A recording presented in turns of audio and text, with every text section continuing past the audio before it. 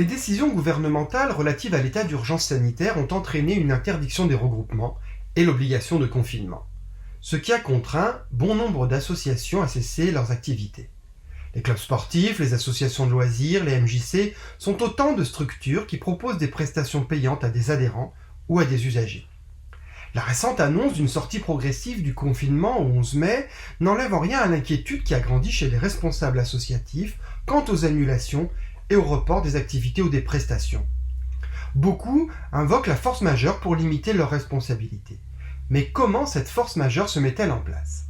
L'article 1218 du Code civil indique qu'il y a force majeure en matière contractuelle lorsqu'un événement échappant au contrôle du débiteur, qui ne pouvait être raisonnablement prévu lors de la conclusion du contrat et dont les effets ne peuvent être évités par des mesures appropriées, empêche l'exécution de son obligation par le débiteur. On serait tenté de conclure rapidement que la situation particulière que nous vivons remplit les conditions de la force majeure. Un événement imprévisible contre lequel on ne peut rien mettre en place pour l'éviter et qui est extérieur à la volonté de l'association. Pourtant, quand on regarde la jurisprudence, on constate que la force majeure n'a jamais été retenue par les juges lors des crises sanitaires précédentes. Les juges n'ont pas retenu la force majeure lors de l'épidémie du virus Ebola. Le virus ne constituait pas un cas de force majeure car le lien entre l'épidémie et la baisse d'activité d'une entreprise n'était pas prouvé.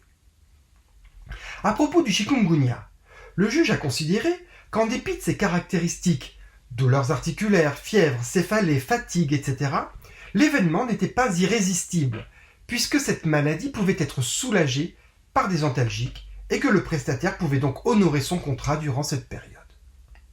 Dans plusieurs hypothèses, les juges écartent l'application de la force majeure en considérant que les épidémies étaient prévisibles. C'est le cas pour la dengue, maladie récurrente et donc forcément pour le juge prévisible. Et pour le virus du H1N1, il en va de même puisque le juge considère qu'elle est prévisible puisque largement médiatisée avant son arrivée en France. Mais le cas du Covid-19 est un peu particulier.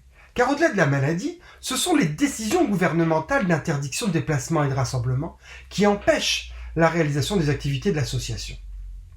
Ainsi, à compter du 4 mars 2020, arrêté portant diverses mesures relatives à la lutte contre la propagation du virus Covid-19 publié au JO du 5 mars, et jusqu'à la levée du confinement, on pourrait penser qu'il y a cas de force majeure.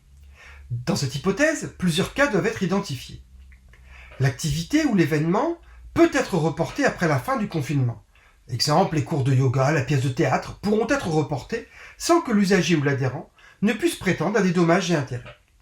Il conviendra évidemment de fournir une prestation identique, ou à défaut une prestation équivalente en termes de qualité, de quantité, ou même de durée. La seconde hypothèse, c'est si le report de l'activité ou de l'événement est tel qu'il rendrait la prestation caduque ou inutile. Dans ce cas, l'annulation pure et simple doit être envisagée.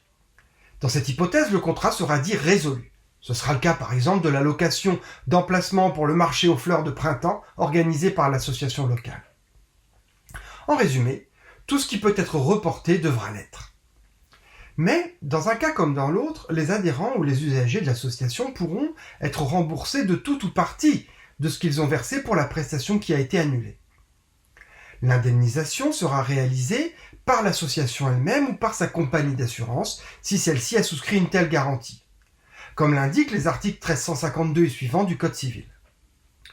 Mais la restitution pourra être intégrale ou partielle. Elle sera partielle si une partie de la prestation a déjà été réalisée. Évidemment, si la personne a suivi la moitié des cours de guitare prévus, elle ne pourra obtenir le remboursement que de la moitié non réalisée. En tout état de cause, la force majeure écartera la possibilité pour le client de demander des dommages et intérêts, en plus du remboursement total ou partiel de la prestation ou de l'exécution différée de la prestation. Les assurances couvrent parfois les associations lorsqu'elles ne peuvent, pour des cas de force majeure ou d'imprévision, réaliser les prestations pour lesquelles elles s'étaient engagées. Malheureusement, de nombreux contrats d'assurance excluent le risque sanitaire des cas de force majeure. Pour aller plus loin sur ce sujet, nous vous invitons à lire l'article qui est à paraître dans la revue Association Mode d'Emploi du mois de mai.